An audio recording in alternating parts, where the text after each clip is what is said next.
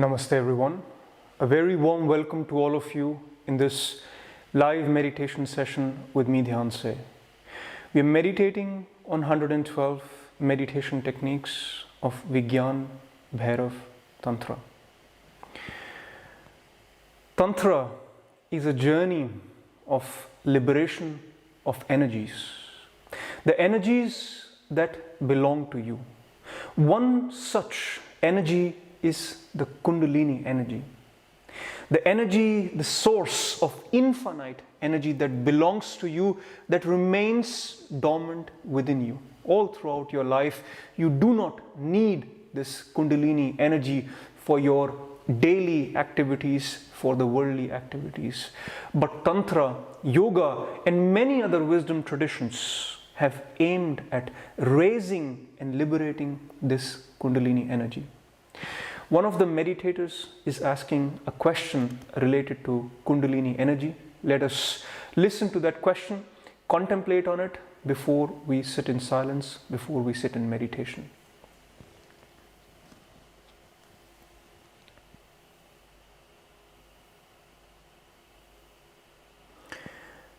The meditator asks, why does it happen so often that people go crazy while doing Kundalini yoga? I mean, Kundalini energy awakening has put a lot of people into mental institutions, brought them nightmares and so on. I like Kundalini yoga, not all parts, some I really dislike, but wouldn't like to go crazy. The first thing to understand is that we are already all crazy. We are already mad. It's just a matter of degree. It is a difference of degree of madness between you, me, and other people around us. The first thing to understand is that we are all mad. Those whom we designate as mad and calling ourselves normal is just a reference to the statistical distribution. It is just the mathematics of society. There is no absolute definition of madness. If you ask a doctor, if you ask a psychologist, a psychiatrist, anybody, there is no absolute definition of what madness is. But if you ask yoga, if you ask Tantra, if you ask wisdom traditions, they will say that to live only in the mind is the madness. To constantly just live in the mind is madness. Ask yourself how much uncontrolled mind we all have. All these thoughts all the time. If this is not madness, then what is madness? So we are all mad in some or the other way with different degrees. In a mental hospital, a mental patient, he went to the new doctor. A new doctor was appointed as the supervisor of that hospital. He went to the new doctor and said, "We like you very much. You are so much better than the last doctor we had."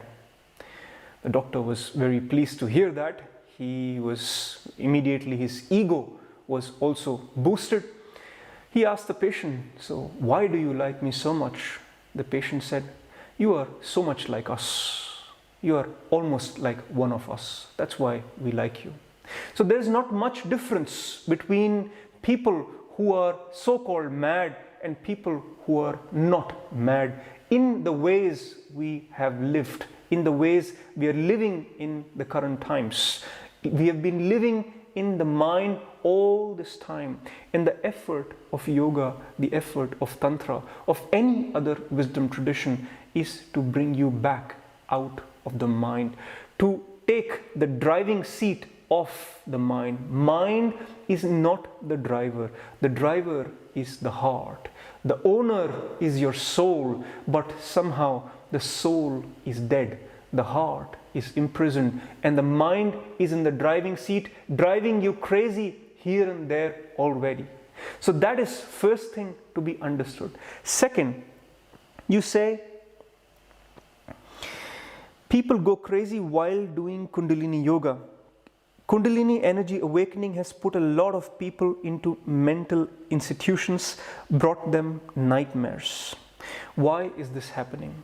This is happening because when the energies rise in you and your system is unprepared for that, all that energy goes to your mind. This Kundalini energy that is there dormant in you through practices of yoga, Tantra, and all these wisdom traditions, they were meant to empower your soul, empower your heart. Mind was the last receiver, the last concern of Kundalini, the last concern of any of these spiritual practices. But what has happened is the soul is unconscious somewhere. There is a saying, the man is born without a soul. Along this journey of life, you have to let this soul grow and be born in you. So this soul, which should have been the receiver of the energy, the Kundalini energy, is not there at all.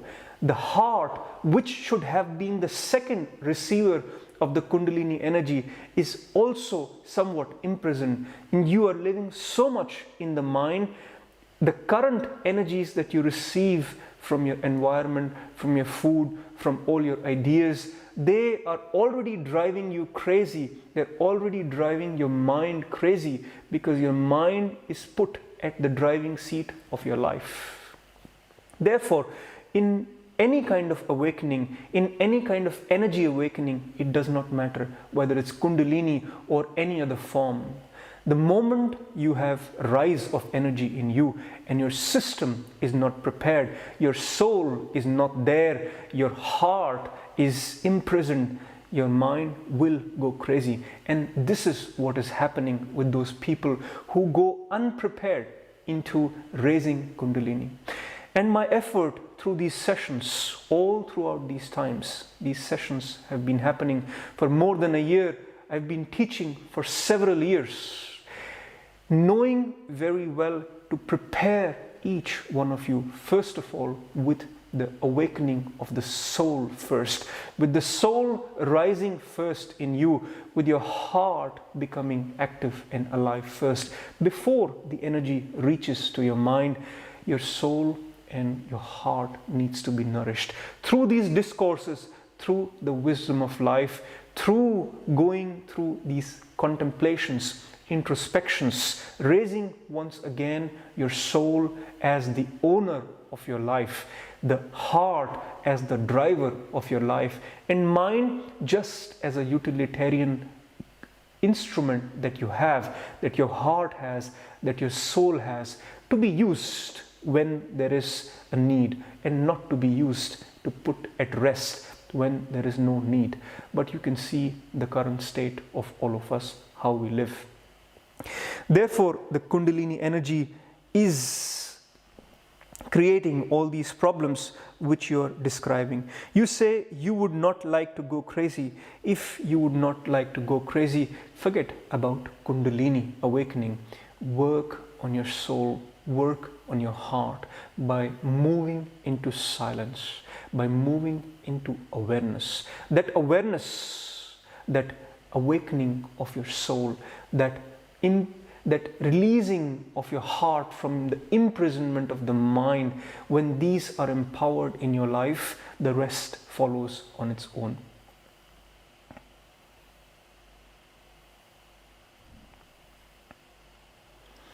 The second question this meditator asks: why is it strongly advised against learning pranayamas on your own? In brackets, with tutorials, for example. And why is it being said that a person needs to spend at least 10 years on the mat in order to start with pranayamas? What could go wrong? The first part of the question is, why is it strongly advised against learning pranayams on your own? What is being said in the wisdom traditions is that you must learn on your own. What that meant was that the knowledge of pranayama rises in your own realizations. Let that rise in your own realizations. But what you are referring to here as learning on your own, this DIY generation, do it yourself generation with the tutorials, is actually not learning pranayama or anything on your own. It is learning from something external that is not alive, that is not at all concerned about your progress, where you are in your development of consciousness, where you are on your spiritual journey. So learning pranayama, all these sciences, they unfold in you. The knowledge of yoga, the knowledge of pranayama, the depths of meditation, they all open in your own consciousness as you practice along, as you evolve on this spiritual journey, as your consciousness unfolds, as your energies liberate, you come to these realizations, these knowledge on your own. Until, in the meantime, someone is required to guide you along these paths, because pranayama, this is the science of energetics, the energetics of your body. It is like learning surgery using DIY tutorials. You would not like to learn and perform surgeries on yourself using some kind of DIY tutorials. Think about that. So pranayama is an intervention into energies, into your own energies, into the energy system that is interacting with this cosmos. But with all the information now freely available, we think that information is knowledge. We think that knowledge is wisdom. You have to rise yourself to that knowledge, rise your consciousness to that wisdom. In that consciousness, you can contain the wisdom of what pranayama is, why to do it, when to do it, how to utilize this. And it may take some years, it may take some time.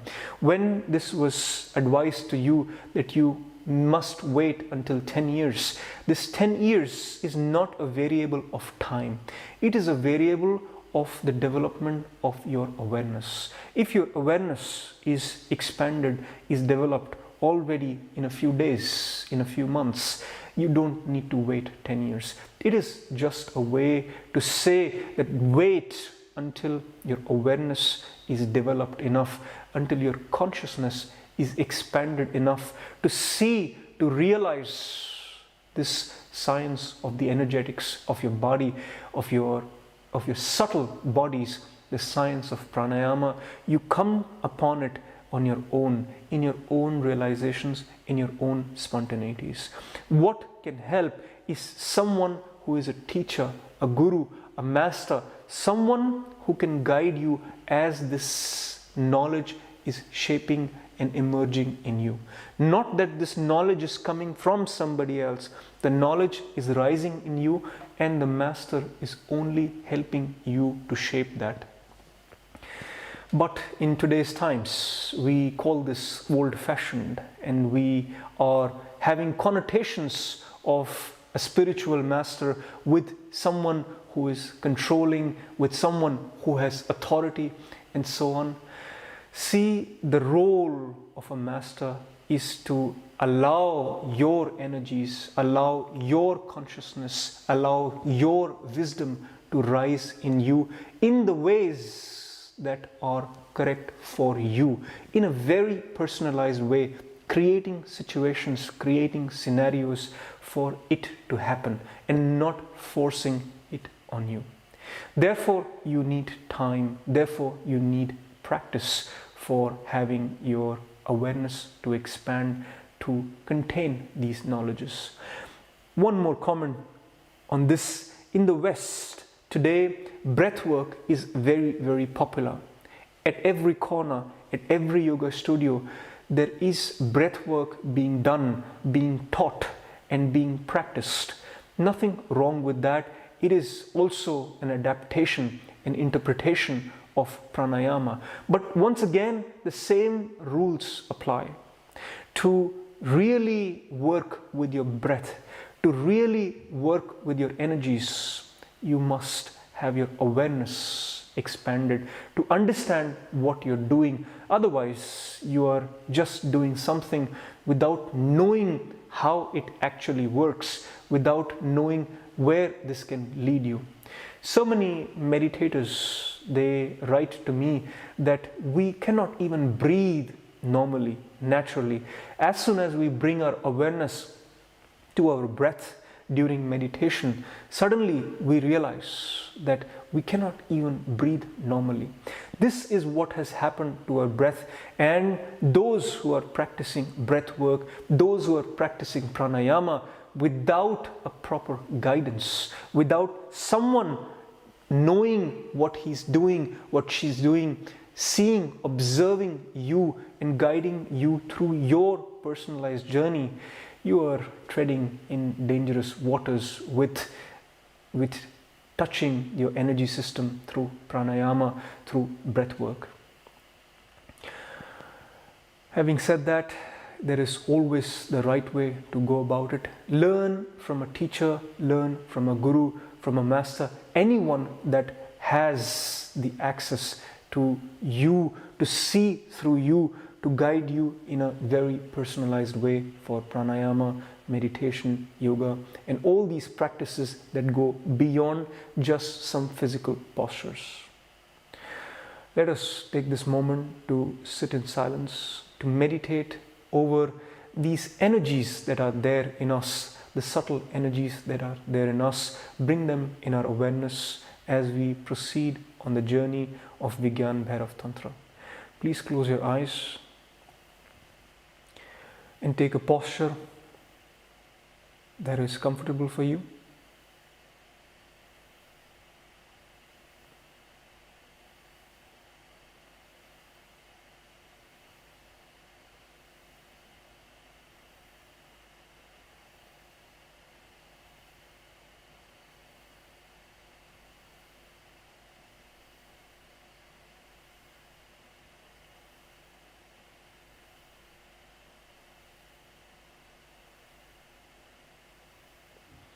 With your body in a restful posture,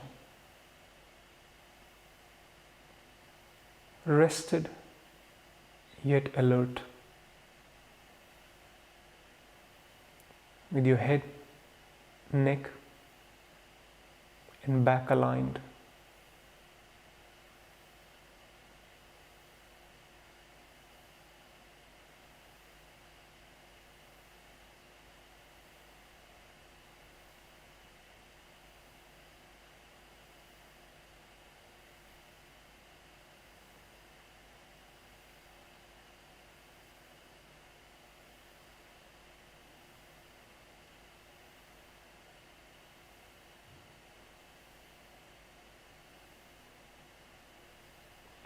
Awareness turn inwards towards your inner space.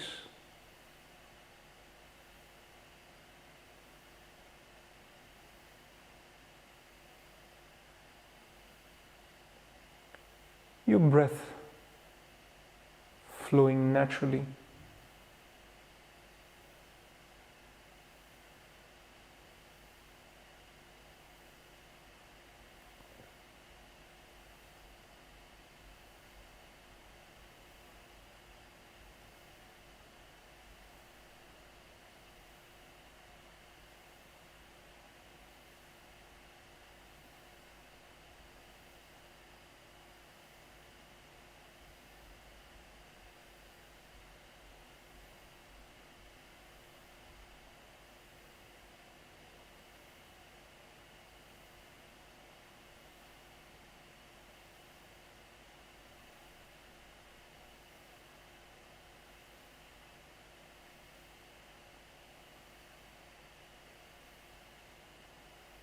Giving yourself these moments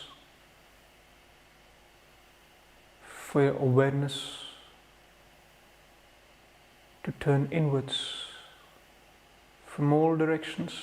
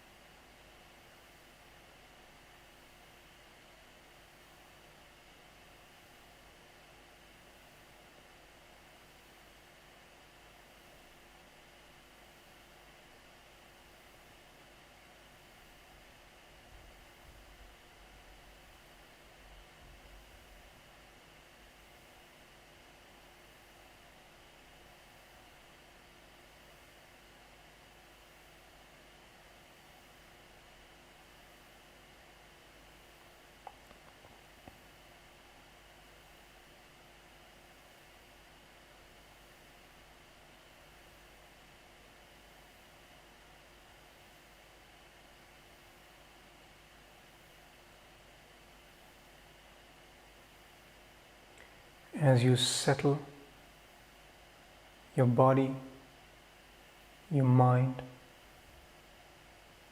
your energies, shift your focus to the base of your spine, to the area touching the ground.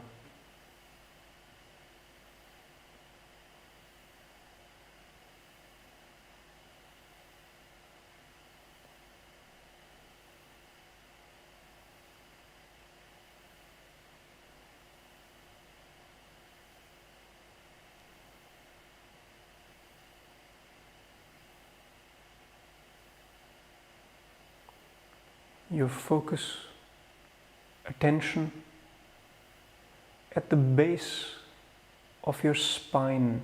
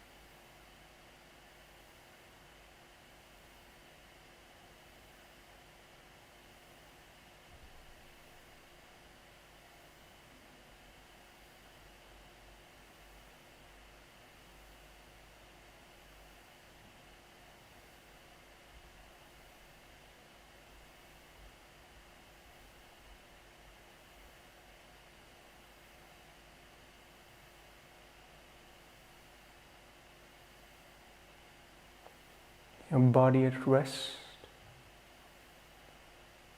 your breath flowing naturally, and your awareness at the base of your spine, feeling the sensations.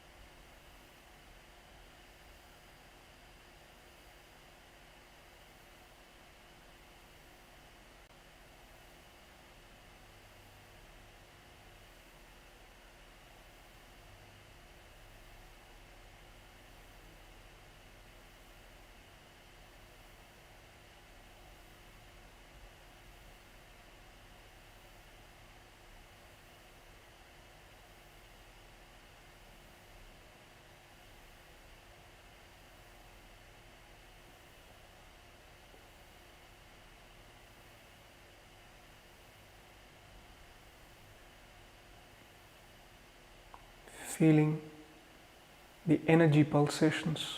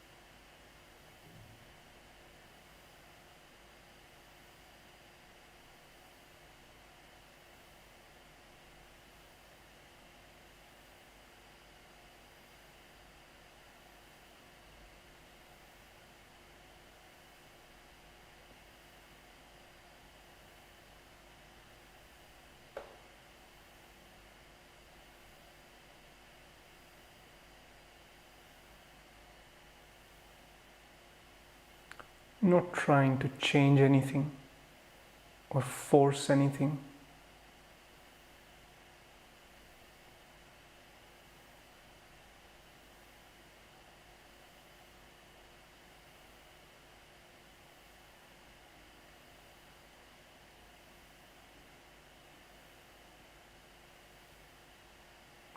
Awareness at the base of your spine, feeling a concentration of energy there.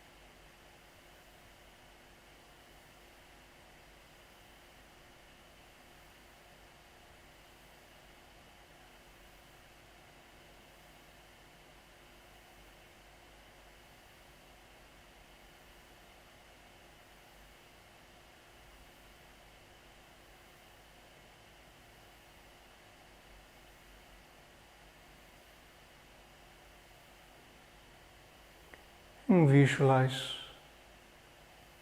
this energy released in the ground.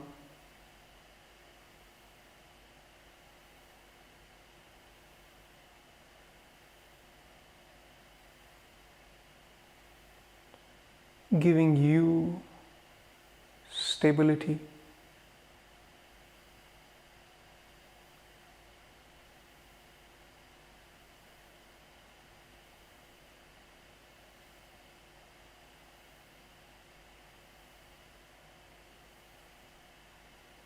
strengthening your spine,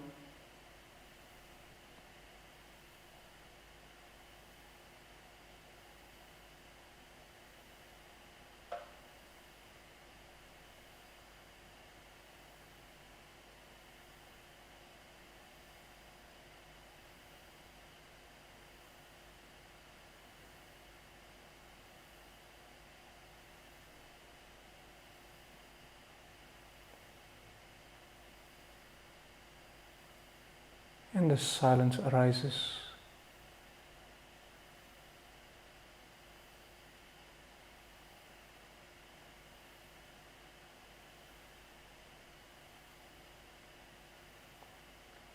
And let go of all focus and move in silence, in awareness.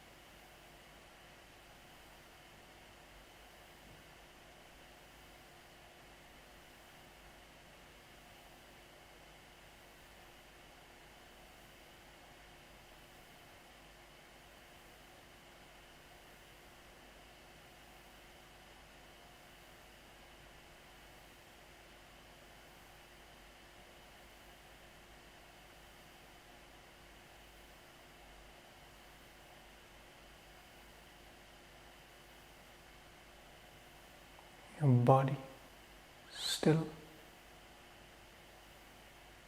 your breath silent.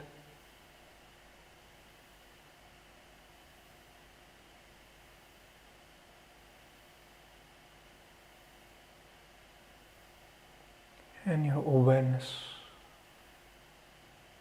nothing in particular, simply awareness.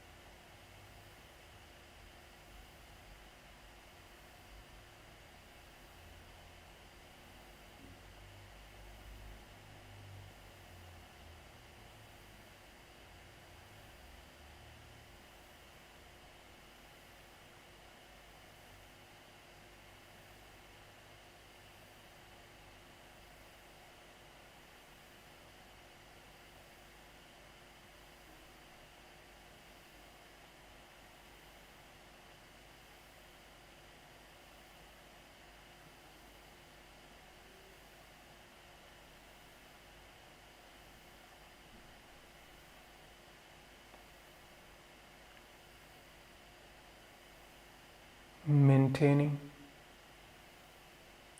this centeredness,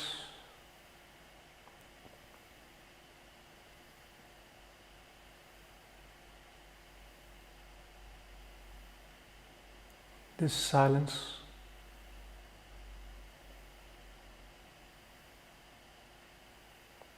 and awareness. Very gently and slowly, you may open your eyes.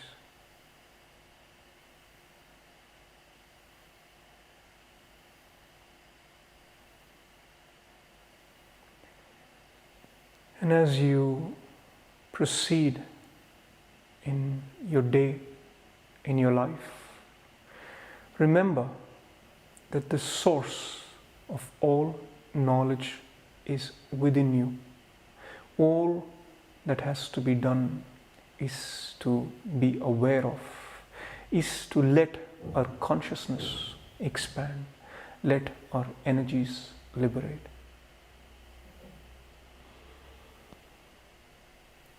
As a formal closure to this session, let me remind you that these sessions are brought to you by Dhyan Meditation on donation basis, just like you would go to a yoga studio and pay $20 for a yoga session or a meditation session. The appropriate donation for these sessions is $20. If you are unable to do that, whatever you can contribute to these sessions is more than welcome. So to give back to these sessions, you can donate, or you can share the wisdom of this session, the silence of this session to your friends, to someone in need who would like to hear this message, the message of Tantra, the message of meditation, bringing more silence, more peace to that person's life. So 2 ways of giving back. One is to donate, and second is to share. Thank you very much. Namaste.